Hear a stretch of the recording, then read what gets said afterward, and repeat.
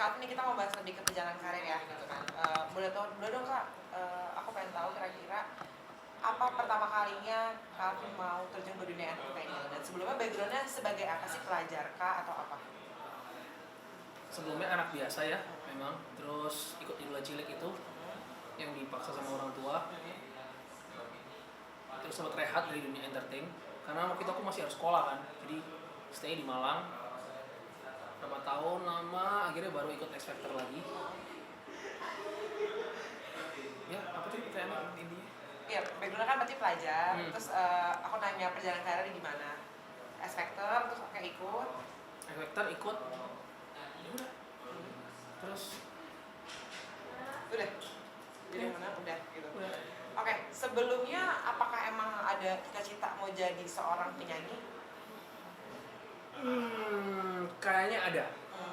Kayaknya. Musisi. Ada pengen jadi musisinya. Pengen berkarya lah, lebih tepatnya pengen berkarya. Tapi kalau kakak sendiri sebenarnya belajar nyanyi itu emang udah dari keturunan keluarga atau gimana? Jujur keluarga aku gak ada yang bisa nyanyi. Oke. Jadi mungkin aku anak hoki, terus bisa nyanyi gitu. Tiba-tiba bisa nyanyi, dikasih gift, bisa nyanyi. Akhirnya diterjunin waktu itu, orang tua belum sadar. Yang sadar malah teman-temannya. Anak ini kayak bisa nyanyi nih, suka nyanyi di kamar mandi biasanya aku. Akhirnya disuruh nyanyi. Mulai dari situ awalnya. Termasuk dreams come true gak sih menjadi seorang artis gitu kan, yang orang banyak yang mengenal, minta foto di semua di jalan segala macam. Atau mungkin dulu cita-citanya mau ngapain nyanyi, pengennya mungkin jadi apa gitu. Kalau dulu yang masih kecil, cita-cita jadi atlet, main bola. Kalau dreams come true-nya aku lebih pengen akan tercapai kalau aku bisa nyiptain satu album dan banyak yang tahu. Itu mungkin baru tercapai, baru lega. Kalau sekarang masih belum puas, masih pengen lebih lagi. Pas ikut ajang pencarian bakat nih, sempat ada nggak sih orang underestimate gitu, kayak ngapain mau ikut ajang pencarian bakat ini gitu. Terus akhirnya dibuktiin dengan omongan, dengan karya tersebut gitu, terus orang-orang akhirnya pada sama kakak lebih gitu. Enggak sih, karena gak ada yang tahu waktu aku ikut. Bahkan keluarga pun juga gak tahu. Oh serius? Ya. Gak ada yang tahu? Bener-bener diam-diam itu daftar? Diam-diam. Karena aku udah tinggal sendirian juga kan waktu di Malang. Umur berapa sih kak kalau boleh tahu tinggal sendiri? Saya sekarang 26, waktu itu 24. Oke, diam-diam gitu. Sempat ditentang keluarga nggak ikut X Factor? Enggak lah, udah gede. Udah gede, udah bebas. Terus pas tahu ngeliat anaknya udah di TV di X Factor gitu, terus orang keluarga gimana ngeliatnya? Karena kan kakak sendiri diam-diam gitu. Kaget sih mereka. Tapi kayak mereka udah dapat bocoran dulu sebelum lihat iklannya. Ada mukaku soalnya waktu di iklannya, jadi udah pada tahu, mantengin. Ya pada bangga sih. Pas kakak tahu jadi salah satu pemenang gitu, nangis gak keluarga? Kayak enggak sih, cuma kayak bangga lah pasti. Iya, kayak nangis, bangga gitu doang sih. Karena nggak nyangka juga bisa jadi pemenang ya. Tapi kakak juga dikenal sebagai anak didiknya KBCL ya gitu Pak. Apakah salah satu juga fans dari kecil ke KBCL atau gimana? Karena kan sampai sekarang masih dikenal, oh ini anak didiknya KBCL nih gitu. Apa nggak nyangka nggak sih bisa sedekat itu sama KBCL? Nggak nyangka, tapi mentor emang dipilih dari X Factor-nya kan, yang memilih mentor kalau BCL megang boys. Dan aku beruntung sih dapet Kak Umi, karena dikasih banyak pengetahuan lah kiri kanan. Sampai sekarang masih suka ini nggak sih, kayak awkward sama canggung kalau ada orang minta foto di pinggir jalan kayak gitu-gitu? Enggak. Biasa tetap aja. Kehidupan Calvin yang mungkin yang berbeda dari sebelumnya sebagai pelajar gitu kan, tinggal di Malang, sekarang di Jakarta full bekerja di sini, orang banyak yang mengenal, kamera udah kemana-mana, ngerasa biasa aja mungkin kayak, aduh beda banget ya, kayak pengen balik ke Malang aja, ada nggak sih kayak gitu? Nggak ada sih, aku menikmati sekali di sini. Emang udah pengen jadi artis ya berarti? Jadi waktu ikut X Factor udah harus siap terima resikonya kalau aku bayangin gitu. Resikonya salah satunya adalah privasi terganggu, pasti ada. Jadi itu aku udah siapin semua yang buat resiko itu. Pernah nggak sih punya pengalaman buruk fans atau mungkin hal privasi yang sampai udah parah banget nih gitu, mungkin dari fans sampai nyakar, atau mungkin kayak ada fans yang sampai ngikutin hal privasi kayak ke rumah segala macam gitu, ada nggak? Nah untungnya belum, tapi kalau nyakar-nyakar gitu adalah beberapa. Cuma itu menurutku nggak masalah besar, biasa. Kak, aku juga pernah dengar kakak katanya dulu punya pengalaman buruk waktu muda, sempat suka judi, itu benar nggak sih Kak? Oh bener, saya pecandu judi. Oh ya? Iya. Judi online atau judi Judi online.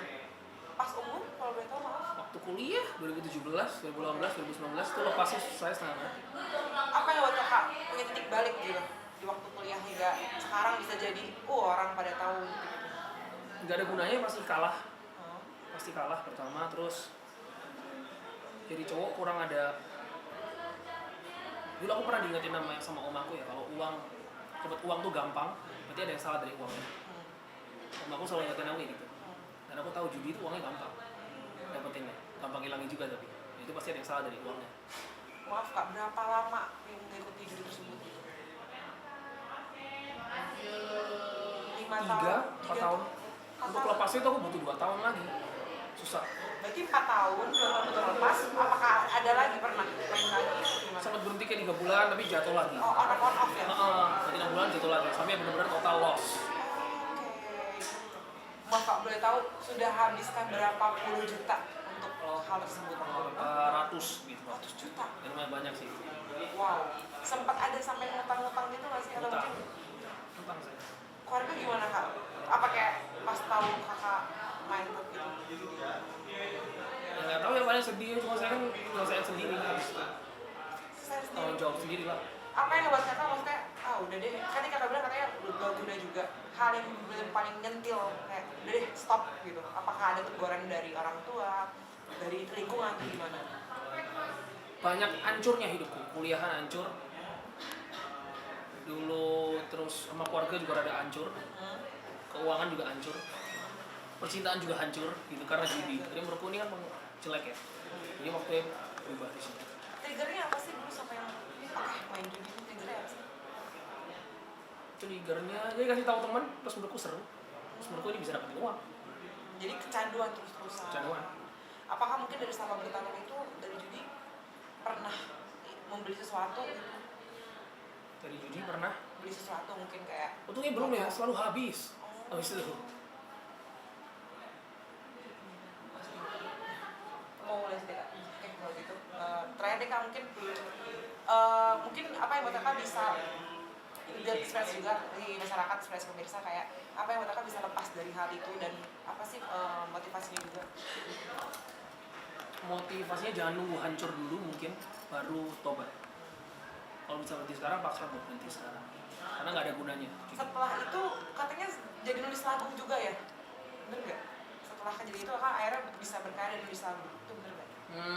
Nggak, cuma aku yang sempat ada waktu di X Factor nyanyi dangdut. Itu saya pilih judi karena itu pengalaman hidup. Apa sebenarnya? Karena ada temanya lagi dangdut gitu. Terus aku pilih lagunya Roma Irama yang judi. Nah aku suka banget nyanyiin itu karena itu pengalaman hidupku. Setelah kejadian itu nih kak, kira-kira kakak kehidupannya gimana sih? Lebih sekolah lagi kah atau gimana? Kerja Sebagai? Kerja waktu itu ada ikut kantor.